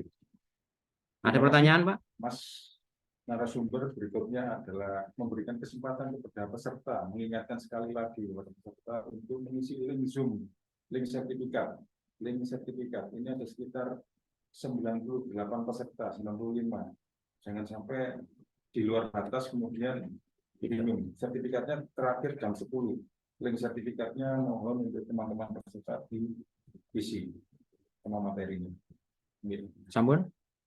Ini tadi terima kasih, ternyata yang bertanya ini dari Pak Misbahul Munir, Pak, yang tanya tentang mengapa yang ditetapkan yang dipilih 1910 kenapa bukan berdasar pemisahan AR yang 20 Maret 1881 dari Pak atau Mas Misbahul Munir ini. Monggo, yang lainnya bisa bertanya langsung, santai saja, jangan takut. Ini dalam rangka untuk menelusuri sejarah. Menelaah kemantapan daripada 21 Oktober 1910 adalah hari jadi Pemkab Jombang. Nanti ke depan kita akan diskusi lebih panjang lagi bagaimana sih pilihannya saat itu kok hari jadi pemerintah Kabupaten Jombang, belum hari jadinya lahirnya Jombang. Apakah lebih ruwet pencariannya ataukah ini lebih sederhana sehingga di jalan pintasnya sementara ini saja dulu. Nah, ini Pak, ada tambahan dari Pak Misbahul Munir. Ya. Bapak untuk mendapatkan BESLIT nomor 55 tahun tanggal 21 Oktober 1910 di web mana ya sebagai bukti sejarah ke anak cucu. Oke, terima kasih. Jadi untuk BESLIT ini kami dapatkan itu dengan mengakses ke websitenya delper.nl. Mungkin bisa diketikkan, Mas. Jadi Bapak Ibu Saudara yang ingin berselancar mencari dokumen baik berupa koran, jurnal, penerbitan lain, itu bisa mengakses ke website yang sudah open access, jadi gratis, bisa diunduh baik berupa PDF maupun JPEG dokumen-dokumen yang diunggah di website tersebut. Delper ya, DELPHER ya, Delper ya, .nl. Iya, jadi nanti silakan masuk ke situ Pak Misbahul Munir ya. Jadi di situ nanti, tapi kalau jenengan kan kalau masuk nanti kesulitan, nanti jenengan WA ke saya aja, insya Allah saya kirim. Nggih, bisa WA ke nomor saya, bisa dicatat, mungkin juga untuk yang lain 0822 44 099 176. Monggo nanti WA ke saya, nanti jenengan butuh BESLIT yang mana atau foto yang mana, insya Allah saya kirim. Karena itu sudah saya unduh ya. Tapi kalau jenengan mau berselancar sendiri, monggo. Ketik aja keywordnya apa yang mau dicari. Nah, saya kasih ini ya tipsnya. Jadi kan ketika kita masuk ke Delver itu kan istilahnya masih umum. Kalau kita ngetik dengan keyword Jombang, jangan pakai J, tapi ditambah D ya, The Jombang.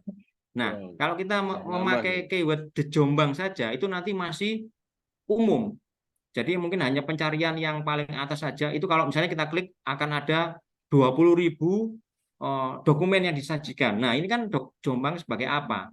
Jadi jenengan nanti ingin mencari apa? Oh, saya ingin mencari tentang pabrik gula di Jombang. Nah, jenengan tambahi dengan keyword Suiker Fabrik, pakai bahasa Belanda ya, jangan bahasa Indonesia atau bahasa Inggris, nanti agak kesulitan. Jadi sambil sedikit-sedikit kita belajar bahasa Belanda, tambahkan kata lain yang ingin Anda cari. Jadi misalnya ingin mencari dokumen tentang pabrik gula Jombang. Selain kata keyword The Jombang, tambahi dengan Suiker Fabrik atau pabrik gula ya. Suiker itu kan sugar kalau bahasa Inggrisnya, fabrik itu pabrik itu. Nah, kenapa sekarang kita ada, padahal bahasa Inggrisnya factory kan ya. Akhirnya ternyata kita lidah orang Indonesia pabrik gula gitu Pak Brinja. Ternyata itu dari bahasa Belanda fabrik. Nah, itu tips untuk Bapak Ibu Saudara kalau yang ingin mencari dokumen di Delver. Dan itu salah satu contoh saja. Nanti bisa kalau jenengan mau nyari apalagi ya, pendopo. Kalau ini kalau bahasa Jawa masih bisa connect.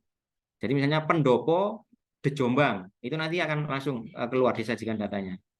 Nah, untuk bupati bisa pakai bahasa Indonesia ya, Boepati, ejaan lama, Boepati, atau bupati juga kadang-kadang masih nyangkut. Kemudian yang lebih tepat itu region. Jadi pakai bahasa Belanda region Jombang. Itu nanti akan keluar, akan mempersempit pencarian. Ada pertanyaan ini, Pak? Ada pertanyaan, Mas? Nggak ada, belum ya? Monggo peserta yang lain jangan malu-malu, jangan takut-takut, karena ini tupoksi panjenengan mata pelajaran sejarah yang menjadi suatu catatan yang permanen bagi ketika harus diajarkan kepada mahasiswa. Ketika ada gundah-gulana terkait dengan 21 Oktober 1910 merupakan hari pemerintah Kabupaten Jombang, jenengan bisa utarakan saat ini. Mumpung kita cepat mendatangkan narasumber yang memang bertelusur tentang historis. Monggo yang lain kami tunggu, jangan malu-malu. Ini kesempatan panjenengan. Ini mohon izin saya tambahkan Pak Brinja sambil nunggu teman-teman. Jadi ini saya bikin urutan ya, struktur pemerintah birokrasi Belanda di Nusantara itu mulai tahun 1800 sampai 1942 ketika Belanda dikalahkan oleh Jepang. Tadi sempat terputus. Jadi selama ini kan kalau ada dramaturgi atau teater pasti kan company. Ternyata apa? Company Londo. Nah, company itu berasal dari VOC, Verenigde Compagnie. Jadi perusahaan. Jadi sebelum Belanda menjajah sebagai negara, tapi kerajaan ya. Nah, itu yang menjajah kan VOC-nya. VOC-nya. VOC itu adalah kumpulan dari pedagang-pedagang besar gitu ya. Yang membentuk dia, jadi dia diizinkan untuk membentuk angkatan bersenjata sendiri, mata uang sendiri untuk mengeksplorasi sebesar-besarnya tanah jajahannya. Nah, dari istilah Verenigde Compagnie Oost-Indie itulah menjadi company. Nah, VOC itu yang mulai datang tahun 16 berapa itu berakhir 31 Desember 1799. Jadi setelah 1 Januari 1800 kita tidak lagi menyebut VOC, tapi sudah Belanda sebagai kerajaan itu.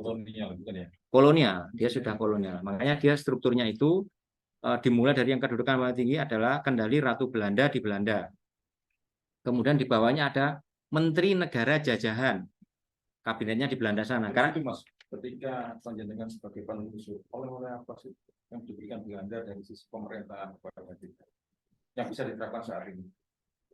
Maksudnya untuk struktur anunya. Kalau struktur mungkin di situ ada demokratisasi, diajarkan birokrasi yang ya kalau bagaimana juga ini sebenarnya kan sampai sekarang masih perdebatan Pak ya. Jadi penjajah itu baik enggak? Itu kan sampai sekarang perdebatan tanda petiknya. Kita tetap harus meletakkan kalau saya sendiri frame bahwa namanya penjajah ya tetap elek. Bahwa di situ kemudian ada baiknya, yaitu kan ada sisi-sisi lainnya. Tapi jangan keluar dari kerangka. Namanya bagaimana juga itu adalah penjajah atau kolonial. nanti ada namanya politik etis itu, politik balas budi, mulai ada buka sekolah. Nanti di Jombang itu ada sekolah rakyat ya, mulai IS, Inland School, kemudian HIS, Holland Inland School, Normal School yang sekarang menjadi SMA 3, SPG, kemudian nanti yang alumni Bapak PJ. Itu nanti kan bagian dari politik balas budi mereka. Tapi itu tidak akan menghapus kejahatan kolonial itu. Yang sesuai dengan Undang-Undang Dasar kita. Namanya kolonial ya harus dihapuskan dari muka bumi. Terus Mas narasumber 1910 lebih banyak bercerita tentang koloni Belanda. Benar ya? Transisi enggak dengan pemerintahan Jepang saat itu? Jepang kan jauh setelah itu, Pak. Jadi setelah 1910 itu pembentukan Pemkab Jombang, itu kan ada jeda 32 tahun ketika Jepang kemudian datang mengalahkan Belanda. Dan itu di sela ada 2 bupati kan. Bupati Kanjeng Sepuh sampai tahun 30 digantikan putranya Kanjeng Seco Adiningrat 30 sampai 46. Nah, di tengah-tengah itu kemudian Jepang datang itu. Iya. Setelah di bawah Menteri Negara Jajahan tadi, Pak, di Belanda, kan di sana pemerintahnya berbentuk apa ini? Ada pemerintahan kan, ada kepala negara Ratu Belanda, ada kepala pemerintahan dipimpin Perdana Menteri kan. Nah, dia punya organnya adalah Menteri Negara Jajahan. Jadi Menteri Negara Jajahan ini mengurusi negara jajahan. Ketika itu Belanda kan jajahannya kan iya, jajahannya kan sini Indonesia, Nusantara ini, kemudian apa itu Kurakau atau apa itu, kemudian Suriname kan. Nah, itu menteri ini mengurusi negara jajahannya itu. Di bawahnya ada Gubernur Jenderal yang di Batavia itu. Nah, ini nanti yang akan kemudian pindah ke Bogor, Buitensok ya dulu namanya, kemudian yang mengeluarkan beskit tadi, termasuk beskit kita itu. Kemudian di bawahnya ada Residenan tadi, kita ikut Surabaya, sempat ikut Mojokerto dan Kediri juga. Kemudian ada di bawahnya Asisten Residen, AR. Nah, ini AR ke atas dijabat oleh orang Belanda.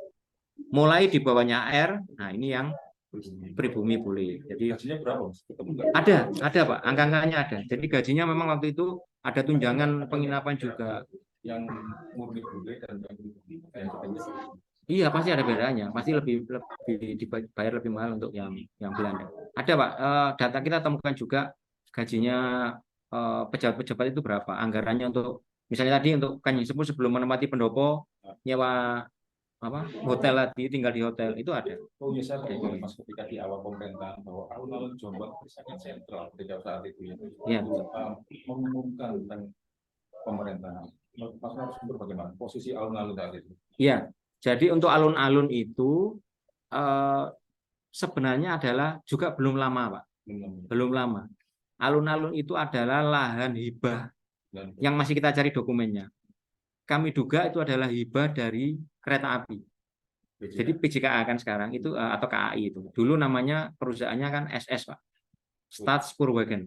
Jadi jabatan kereta apinya negara itu SS, Staatspoorwegen itu punya lahan yang dijadikan jalur kereta api itu mulai 1875 masuk di Jombang 1881. Itu mulai melintas Jombang. Nah, ketika 1881 dia punya lahan sekian, itu yang akhirnya nanti dihibahkan menjadi alun-alun, menjadi pendopo, menjadi rumah air tadi. Kemudian itu kan berapa tadi pembangunan pendopo? Kalau pembangunan pendoponya 1910. Iya, tapi kan sebelumnya sudah ada. Dan saat itu alun-alun sudah. Suling, Karena ya. kalau Suling itu baru, Pak. Nanti ada lagi ceritanya. Itu nanti berkaitan dengan kelistrikan. Anim, nanti ada cerita ya. Kenapa disebut Anim ya? Cagak Anim ya. Jadi tadi lahannya itu sampai ke belakangnya rumah AR yang sekarang menjadi Kebon Rojo. Nah, itu Pak. Mulai itu sampai itu lahannya semua. Jadi Kebon Rojo nanti akhirnya menjadi taman paru-paru kota ya. Hutan kota itu akhirnya dipakai tepat di belakang rumah AR. Kira-kira seperti itu. Ada pertanyaan nih? Ada pertanyaan. Oh, tanya sertifikat Bapak. Sertifikat belum jadi, masih kosong, kapan bisa diunduh? Monggo admin. Nanti insya Allah mulai besok pagi. Mulai besok pagi sertifikat mungkin insya Allah bisa diundurkan. Nanti persulatannya lewat Sri Kandi. Dan itu harus dilakukan setelah tanggalnya setelah ada. Monggo yang lain, jangan malu-malu, ini kesempatan panjenengan untuk bagaimana mempunyai bekal pada anak didik itu secara Jombang, pemerintahan Jombang, jadi nanti jenengan nggak akan kebingungan untuk menjelaskan kepada para anak didik dengan semuanya. Jangan malu-malu, jangan sungkan-sungkan. Momentum bagus kita manfaatkan. Ada pertanyaan mungkin Bu Atu? Ini Kak Bos. Ada cerita di dalam sekitar jomnya ini. Mbak itu belum pernah tahu ya ketika ada Belanda terus membagi permen. Saya mengalami Mbak di Jombang itu sepatu itu orangnya setiap jam 4 sore. Ya. Saya pernah jomblo juga tahun Oh, 2009. iya. Mungkin ditambahin cerita tentang anime, Pak? Silakan Ya, ini tambahan aja ini karena belum ada yang tanya soal Beslit. Terus itu Mas. Sebenarnya boleh tanya kalau Bapak Ibu Saudara ingin tanya selain Beslit, monggo. Kalau saya bisa jawab. Enggak, artinya kita sebutkan bahwa basicnya memang sudah memenuhi syarat untuk Jadikan sebagai patokan. disosialisasikan kepada siswa. Oke. Ya, sebagai bahan pelajaran sejarah bahwa memang tanggal 21 Oktober 1910 merupakan hari lahirnya, hari jadinya Pemerintah Kabupaten Jombang. Iya, bisa. Iya, Bapak Ibu serta semuanya yakin dengan data-data dari Mas narasumber ini otentik. Data ini sebenarnya ini mohon maaf. Jadi ketika data ini ditemukan oleh panitia ya dari Pemkab Jombang itu dulu sempat kami temukan ini Pak PDF-nya untuk keputusan Bupati. Tapi mohon maaf karena kemarin saya simpan di hard disk saya yang rusak. Jadi itu salinannya hilang. Jadi nanti kami usahakan untuk minta lagi. Mudah-mudahan nanti di arsip juga ada Pak ya. Jadi ini yang istilahnya ini yang menemukan bukan saya. Jadi yang menemukan kan tetap dari timnya Pemkab. Yang kemudian bahkan ini sudah diterjemahkan. Tadi Beslitnya itu sudah diterjemahkan Pak. Iya, sudah diterjemahkan. Dan kalau nggak salah di beberapa dinas ada yang sudah memajang sudah di figura gitu. Iya. Dari akan menjadi naskah kuning bisa bantu ini nanti. Menjadi naskah kuning. Bisa. Oh, sekarang kan malah kalau peraturan yang undang-undang atau cagar budaya itu kan 50 tahun, Pak. Iya, Pak. 50 tahun sudah bisa jadi CB cagar budaya. Jadi sekarang padahal saya kan di luar ini Bapak Ibu kami juga tidak hanya mengumpulkan dokumen berupa Beslit tapi juga foto, Pak. Foto-foto tentang Jombang Tempo dulu yang sudah kami dapatkan tidak kurang dari 1000 foto. Nanti bisa menjadi kegiatan kami, Mas. Boleh. Mudah-mudahan Di kapan-kapan saya digelar kayak diskusi panjang bagaimana diskusi dan pameran foto itu bisa, manuskrip foto. Kami batasi itu di bawah tahun 2000. Jadi kita anggap aja 98 aja sudah 25 tahun kan, sudah separuhnya sebagai CB. Kita untuk menambah kasana ke kumpulan perpustakaan, kita pernah ke kabupaten lain. Di situ tidak hanya tampilan buku-buku Mas, tapi betul, ada foto, manuskrip, video, bisa. Mungkin nanti kita kerjasamakan. Ini ada chat. Monggo. Saya mau pakai kacamata ya. Lu Farida. Oh, enggak ada ya. Oh, nama aja Pak. Nama aja. Bagaimana para peserta yang kami hormati, webinar episode 12, panjenengan semuanya sudah puas atau memang ada rasa ragu-ragu? Bisa ditulis, bisa ditanyakan langsung. Ini Pak, ada yang mengangkat tangan? Ada yang mengangkat tangan? Monggo silakan. Pak Samsul Ma'arif. Masih nanya. Samsul Ma'arif. Silakan Pak Samsul. Mau tanya langsung kayaknya, monggo. Monggo, silakan jangan tanya kami juga butuh supporting question. Terima kasih atas Monggo Pak Misbakul. ya. Terima kasih atas kesempatannya. Dari mana? Saya Sebelumnya dari kami mohon maaf karena banyak dari komplain dari teman-teman dari berbagai institusi yang menangani pendidikan bahwa kapasitas kuotanya kok 100. Karena kita memang kerjasama dengan Kominfo dapat jatah kuotanya ya 100 nggih. Mohon maaf nanti mungkin kita sudah punya pendanaan. Amin. Nggih. Ini ada Mas Misbakul. Monggo Mas Bakul.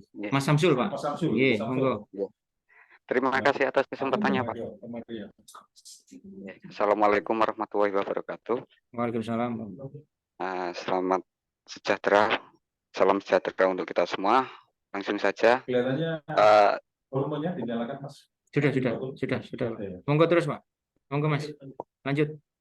Terima kasih atas kesempatannya. Yang saya mau tanyakan ini tadi sempat disinggung untuk di wilayah Jombang ini kan apa tadi awalnya ada BAT ya, itu apa nanti hubungannya dengan pabrik-pabrik gula yang ada di Jombang? Kemudian berarti kalau hal semacam itu lebih tua dari listriknya Pak ya.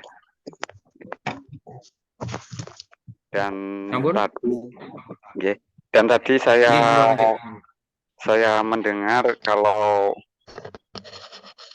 Pak Faisal mengatakan di Jombang ini bahkan banyak sekali pabrik gula. Kalau sekarang mungkin yang kita ketahui mungkin ada di Cukir dan Jombang Kota. Nah, ada berapa tadi? Ada 13 kalau tidak salah ini yang saya dengar tadi. Nah, ini untuk perjalanannya sehingga saat ini tinggal 2 yang besar itu karena mungkin ada itunya dengan masa penjajahan ataupun bagaimana. Dan juga saya dengar di daerah Nggodo sendiri juga ada dulu itu pernah ada bekas pabrik gula. Nah, itu mungkin itu mungkin dalam perjalanannya dari itu semua itu bagaimana Kak? Yang sekarang mungkin tinggal 2 saja itu Pak. Apa dengan adanya baselit itu kemudian dirampingkan untuk yang tanah modal atau bagaimana itu mohon penjelasannya Pak. Sampun Mas Samsul. Sampun itu. Terima kasih Bapak atas kesempatannya. Terima kasih Mas Samsul. Masih ada jawab izin Pak Vincent. Jadi ini Mas Samsul untuk pertanyaan pertama hubungannya BAT ya. Perusahaan British American Tobacco, mohon maaf memang saya belum melakukan riset secara khusus untuk BAT-nya. Tapi bisa saja tidak tertutup kemungkinan seperti yang kita bahas di awal tadi, mungkin nanti ada, saya belum menemukan ini sih jejaknya ya. Saya tahu kan ada BAT itu bekasnya di Tunggorono Pak. Di Tunggorono itu saya pikir baru ada masuk itu ketika istilahnya sudah Indonesia Merdeka, sudah zaman Indonesia Merdeka. Tapi nanti mohon izin nanti saya coba riset dulu. Jadi saya belum bisa menjawab untuk pertanyaan jenengan yang pertama Pak, Mas Samsul. Tentang keterkaitan tentang BAT karena saya belum secara khusus meriset tentang perusahaan ini. Kemudian pertanyaan yang kedua untuk pabrik gula ya, ini terkait pabrik gula. Jadi 13 pabrik gula itu coba saya urutkan ini mudah-mudahan saya ingat semua. Yang pertama itu pabrik SF Jombang ya, yang sekarang menjadi Jombang Baru ya. Jombang Baru. Yang kedua Cukir. Kemudian Nggodo tadi, jenengan saking Nggodo. Oh nggih, jadi pabrik gula Nggodo, kemudian Blimbing. Gula Blimbing. Nah, ini saya langsung sebutkan aja untuk Jombang dan Cukir berarti kan masih beroperasi ya sampai sekarang. 2 pabrik gula ini selamat dari aksi bumi hangus. Jadi kalau jenengan tanya dari 13 ini 2 pabrik gula itu di-switch, dipindah, diubah. Jadi pabrik gula Ngoro menjadi pabrik kopi dan karet kalau nggak salah. Siapa Mas? Pemerintahan siapa saat itu? Ya, era Belanda, kolonial Belanda. Kemudian pabrik gula Sembung itu diubah menjadi pabrik minyak jarak. Nah, kemudian yang sisanya di luar Cukir dan Jombang itu hancur ketika era bumi hangus, jadi masa revolusi Pak. Nah itu Mas ya. Pasca kemerdekaan?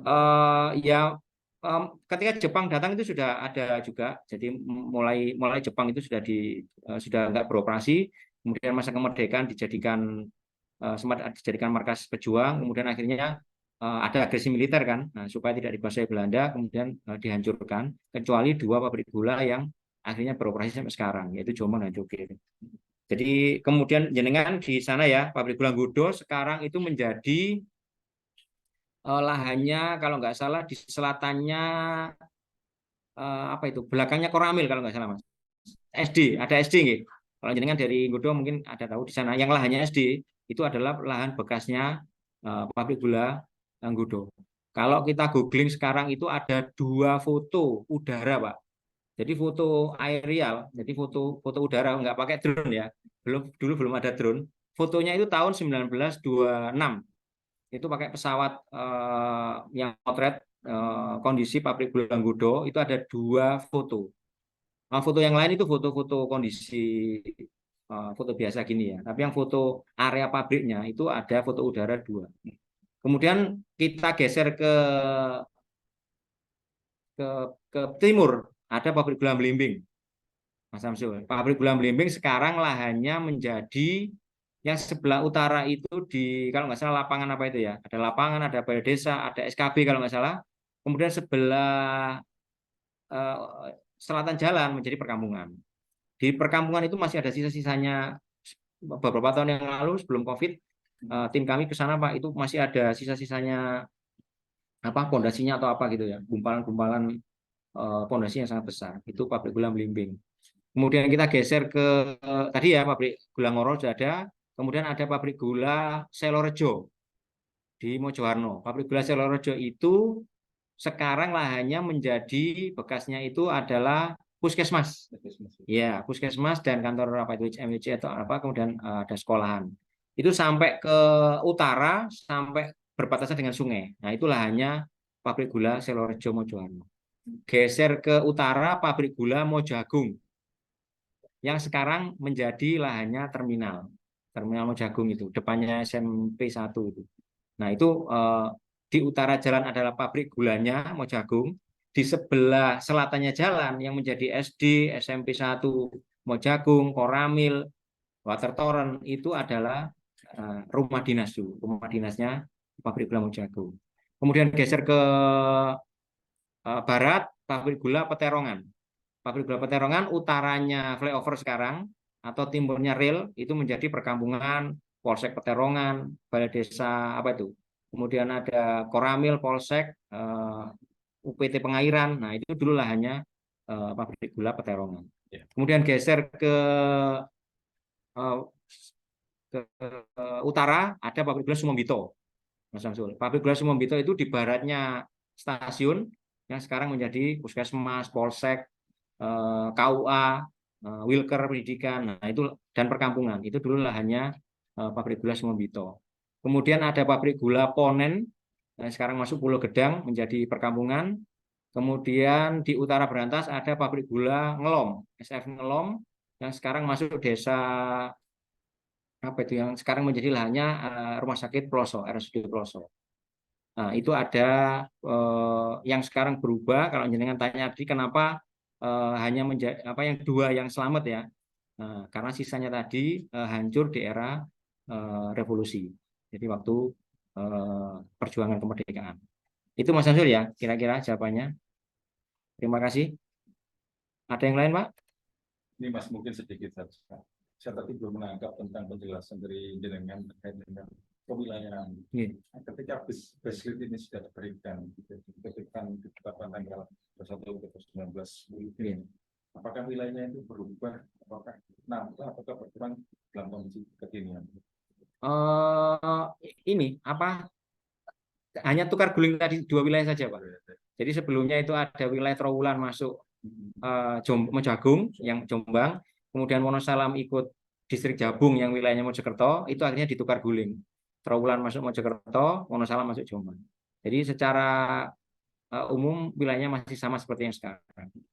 Hanya utara Bantas saja. Jadi dulu utara Bantas sebelum dari distrik Mojodadi tadi masuk wilayahnya Kabupaten Surabaya, berarti dia ikut distrik Sedayu kayak kalau nggak salah. Nah, itu yang akhirnya menjadi dimasukkan sini, menjadi distrik ketiga Mojodadi tadi. Mengingat peninggalan Belanda itu, Mas, saya ingat dengan Panengal, Mas. Nah, betul. Saya punya cerita enggak? Ada. Jadi kenapa untuk khususnya warga Jombang Kota ya?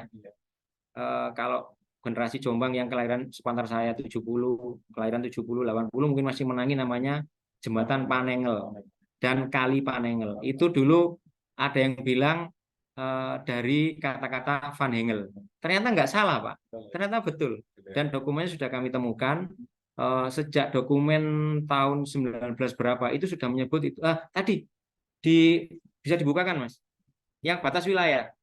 Jadi 1887 itu sudah disebut, Pak. Kali Van Hengel. Nggih. Ini yang halaman sebentar. Yang batas wilayah 1887. Nah, ini. Bukan atasnya lagi? Terus atasnya? Nah, sekedar.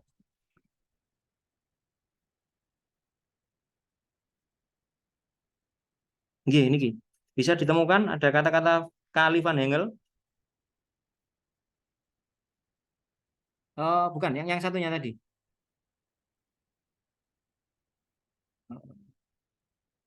Jombang, kayaknya yang atasnya. Nggih, ada. Bisa di zoom? Wonten? Nah, ini bisa dilihat nggih, Pak. Jadi batas wilayah Van Hengel itu ternyata kenapa pelafalannya sekarang wong Jombang yang ngarani itu jembatan Panengel dan kali Panengel. Dan itu memang berasal dari kata Van Hengel. Jembatannya itu disebut Van Hengelbrug. Bahasa Belandanya jembatan kan brook ya. Bridge itu menjadi bahasa Belandanya brook. Van Hengelbrug itu tahun 1937 itu kena banjir besar, Pak. Nah, fotonya saya bawa. Jadi itu jembatannya itu putus, jalannya putus, jembatannya rusak, dan di situ ada dua jembatan. Sebelah barat itu jembatan kereta, ada jalur kereta kan? Sekarang ada masih relnya di. Nah, jadi kan masih menangi kan? Terkait dengan rel itu zaman Belanda Mas. Iya. Itu kok tiba-tiba saya asik lokomotifnya saat itu kan. Iya, betul. Dia masih pakai bahan bakar kan, ya berasap itu. Bagaimana ceritanya? Jadi di Jombang itu terkait dengan baseline ya, tidak jauh dari baseline. Artinya kontribusi kalau iya terhadap Pemda saat itu. Ya, salah satunya yang kami duga hibah tadi. Jadi salah satu peran dari SS tadi perusahaan Belanda. Jadi kalau perusahaan Belanda ada swasta, kemudian ada yang sekarang jadi BUMN-nya, Pak ya. Nah, SS itu BUMN-nya perkereta apian. Cikal bakalnya KAI sekarang, sebelumnya namanya PJKA, nanti ada PNKA, ada Perum PJKA. Itu bisa berkontribusi pada pemerintahan. Ketika zaman Belanda tadi, ketika masih bernama SS, Staatspoorwegen, itu salah satunya menghibahkan. Tapi ini masih dugaan loh, ini saya disclaimer bahwa ini masih dugaan kami karena kami belum menemukan dokumen penguatnya. Nah, selain yang BUMN tadi SS, Pak, Staatspoorwegen, itu ada 4 operator kereta yang anukan swasta, perusahaan swasta. Kalau yang SS kan perusahaan milik negara atau KAI-nya zaman Belanda. Nah, 4 operator kereta yang beroperasi di Jombang itu yang jalurnya lewat di jenengan tadi, Ayani Wahid Hasim, itu adalah nama perusahaannya BDSM, Babat de Jombang Stumtram Maskapai.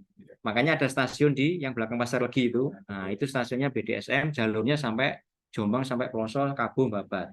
Yang operator berikutnya adalah KSM, Kediri Stumtram Maskapai, yang relnya juga masih bisa kita saksikan mulai Parimono, Landi, Mojosongo, kan masih ada bekas relnya itu, Ceweng di sebelah timur jalan. Nah, itu bekas relnya KSM. Operator kereta ini beroperasi terakhir sekitar tahun 74.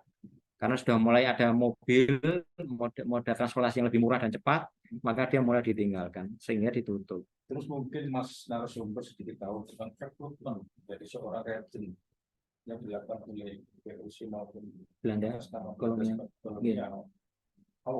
Nah, itu iya, jadi untuk sebelum era kemerdekaan, regen tadi pasti dijabat oleh keturunan bangsawan tadi kan, Pak. Jadi sudah diturunkan tokoh Mbah Mbai Buyute. Jadi bisa dioper tadi. Ini ada dinasti dari mana, kadipaten apa. Tadi Jombang kan diambilkan dari Sedayu. Keturunannya nanti duriannya ke Sedayu. Jadi istilahnya karena belum pemilu ya, belum ada pilkada, belum ada pilbub, maka hanya milik yang dari keluarga bangsawan tadi. Nah, itu mulai berubah setelah era revolusi, nanti berlanjut di era pemilihan. Sampun, cakap? Oke. Saya kembalikan ke Pak Brince. Terima kasih waktunya. Mohon maaf kepada Bapak Ibu peserta. Apabila masih ada yang ingin ditanyakan, monggo bisa japri ke saya via WA. Insya Allah kalau saya ada datanya akan kami kirimkan. Sekali lagi saya ucapkan terima kasih kepada Dinas Perpustakaan dan Kearsipan Jombang yang sudah memberikan kesempatan kepada saya. Saya akhiri. Wassalamualaikum warahmatullahi wabarakatuh. Waalaikumsalam. Terima kasih Mas narasumber. Terima kasih para peserta semuanya. Jangan lupa, semoga para narasumber memberikan kepekaan dan memberikan validasi informasi. Harus ada yang bertanya? Validasi informasi kesejahteraan Kabupaten Jombang kepada para siswa pembinaan. Untuk itu sekali lagi kami mengucapkan terima kasih dan jangan lupa untuk mendatang kita akan juga tetap berdiskusi dengan Mas narasumber bagaimana tema-tema berikutnya terkait dengan kesejahteraan dan rangka mendukung literasi sejarahnya di perpustakaan. Jangan lupa link sertifikat tetap diupayakan diisi tepat waktu. Dan akhirnya kami semua kru webinar Rumah Penelitian dan Perpustakaan dan Kearsipan hari ini Mas Kusmianto, Mbak Ati Komario, Pak Ari, mengucapkan terima kasih atas partisipasi panjenengan semuanya. Kita terus jalin kerjasama terkait dengan pembangunan literasi. Jangan lupa salam literasi. Oke, akhirul salam.